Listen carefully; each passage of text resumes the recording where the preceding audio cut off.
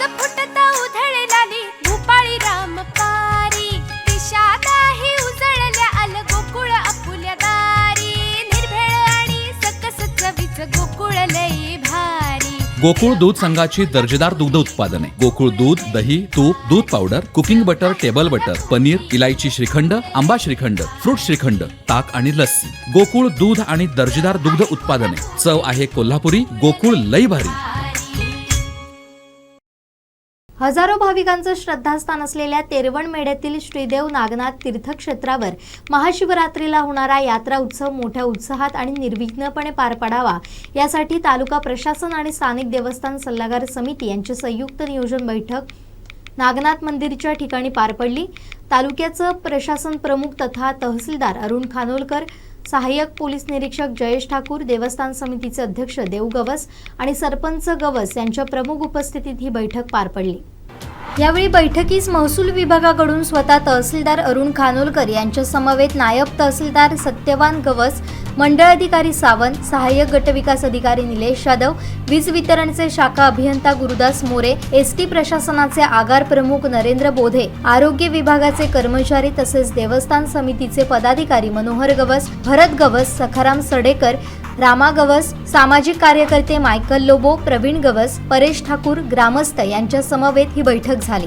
जत्रेत भाविकांना श्री नागनाथाचं दर्शन कोणत्याही गैरसोयी विना घेता यावं याबाबत चर्चा करून खास नियोजन करण्यात आले। देवस्थान समितीचे अध्यक्ष देव गवस यांनी महाशिवरात्री उत्सव कशा पद्धतीनं होणार याची सुरुवातीला प्रशासनाला माहिती दिली। त्यानंतर पोलीस प्रशासन, एसटी प्रशासन, वीज वितरण, आरोग्य विभाग यांनी कशा पद्धतीनं सज्ज असलं पाहिजे याबाबत चर्चा झाली।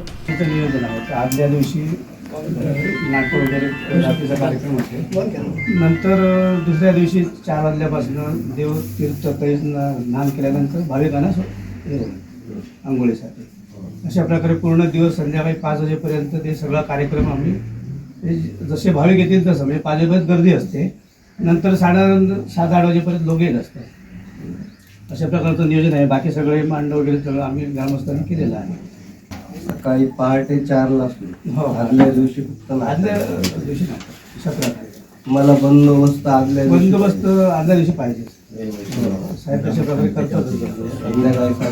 संध्याकाळी जत्रोत्सवासाठी पुण्याकडून आवश्यक पोलीस फाटा आणि 20 होमगार्ड, एसटी प्रशासनाकडून खास 4 एसटी बसेस, वीज वितरणकडून 2 वायरमन, आपत्ती व्यवस्थापनासाठी महसूलकडून प्रशिक्षित स्वयंसेवक आणि सोनावळ हायस्कूलच्या सहकार्यानं यात्रोत्सव सुरळीत पाडण्याचं नियोजन करण्यात आले। महसूल प्रशासन देवस्थान कमिटीला सर्वतोपरी सहकार्य करणार असून बाकी सर्व डिपार्टमेंटने आपली जबाबदारी व्यवस्थित पार पाडावी असं आवाहन तहसीलदार खानोलकर यांनी केलं। तिलारी ते तेरवण मेढेपर्यंत दोडामार्ग वीजघर राज्यमार्गावर खड्ड्यांचं साम्राज्य पसरलं होतं।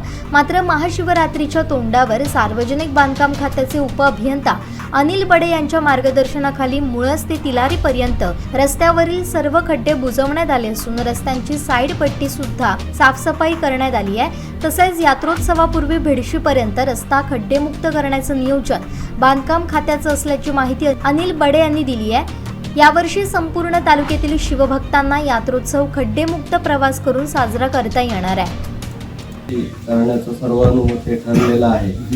प्रत्येक जे विभाग आहेत त्यांना त्यांची जी संबंधित काम आहेत ती आम्ही नेमून दिलेली आहेत। पोलीस विभाग या ठिकाणी बंदोबस्त पुरेसा ठेवणार आहे। तसंच दर्शनासाठी ज्या रांगा आहेत त्याचं नियोजन ग्रामस्थामार्फत आणि इथल्या ज्या शाळा आहेत स्थानिक त्यांचे स्वयंसेवक या ठिकाणी उपस्थित राहून त्या गर्दीचं नियोजन करणार आहेत। तसंच आपले जे डिझास्टर मॅनेजमेंट आपदा मित्र अशी जी संस्था आता हल्लीच त्यांना ट्रेनिंग दिलेलं आहे जिल्हा स्तरावर, आपल्या दोडामार्ग तालुक्यातले त्या 14-18 जण समाविष्ट आहेत। त्यातील एक 5 आपदा मित्र जे आपत्कालीन परिस्थितीत कुठली निर्माण झाली तर त्या ठिकाणी मदत कार्य करण्यासाठी प्रशासनातर्फे आम्ही उपलब्ध करून देत आहोत। त्यांना सिलेंडर जो असतो आपला आग नियंत्रक तो आम्ही उपलब्ध करून देऊ। या ठिकाणी आरोग्याचं सुद्धा पथक हे 24 तास सतत जत्रेच्या अवधीत उपस्थित राहणार आहे। एसटी प्रशासनातर्फे एकूण 4 फेऱ्या 4 SD बसेसची त्यांनी व्यवस्था केलेली आहे संपूर्ण 2 दिवसाच्या कालावधीत. आणि जर गर्दी वाढली तर ते आणखी सुद्धा त्यामध्ये वाढ करतील योग्य वेळी वेळोवेळी. तसंच BSNL ची रेंज या ठिकाणी नसल्यामुळे ग्रामस्थांनी मागणी केली की ती सुरळीत राहावी. या दृष्टीने आम्ही BSNLच्या अधिकाऱ्यांना लेखी स्वरूपात कळवत आहोत. तसंच आता इथे जिओची रेंज पूर्ण वेळ उपलब्ध आहे नवीन टॉवर झाल्यामुळे, त्यामुळे तसा प्रश्न निर्माण होणार नाही. संपर्क व्यवस्था चांगली राहील. आपलं बांधकाम विभागाचे अधिकारी या ठिकाणी उपस्थित नाहीत, पण त्यांच्या वतीने बडे साहेब जे उपअभियंता आहेत दोडामार्ग बांधकाम विभाग, त्यांनी जे काय रस्त्यातले खड्डे आहेत ते 17 तारीखच्या पूर्वी आम्ही पूर्णपणे बुजवून देऊ असं मान्य केलेलं आहे. त्यांचं काम पण आता कार्यरत आहे.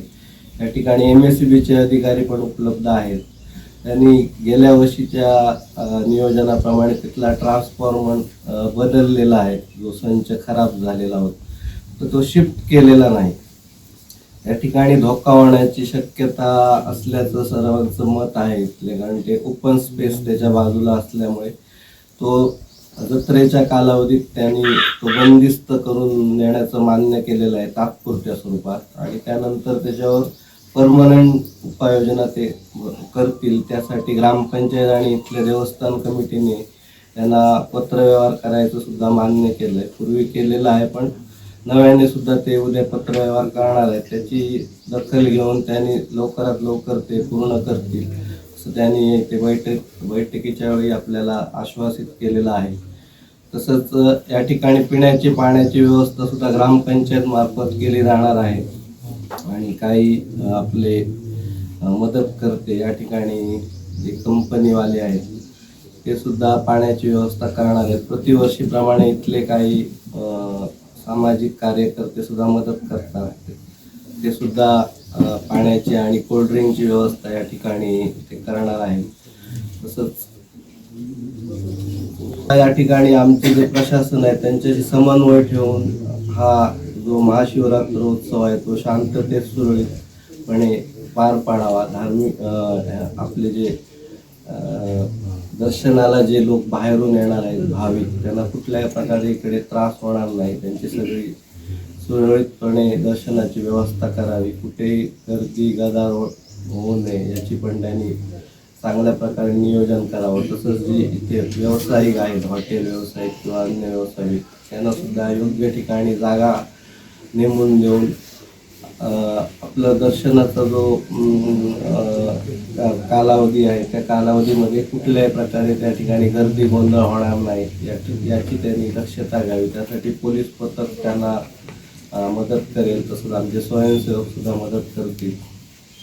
आणि हा उत्सव सर्वांनी खेळीमेळीने शांततेने आणि चांगल्या वातावरणात उत्साहात दरवर्षीप्रमाणे साजरा करावा. तसंच कोरोनाचं यंदा बंधन जवळजवळ नाही आहे, पण तरी पण इथे कोरोनाच्या दृष्टीने आरोग्य विभागाने थोडे मास्क आणि सॅनिटायझर उपलब्ध करून ठेवावे, जेणेकरून कुठलाही प्रश्न आला तर. हे बातमीपत्र आणि आमच्या संपूर्ण दिवसभरातले अपडेट्स आपण पाहू शकता मोबाईल ॲपवर. लगेचच प्ले स्टोअरवर जा आणि डाउनलोड करा कोकण 7 लाईव्हचं मोबाईल ॲप.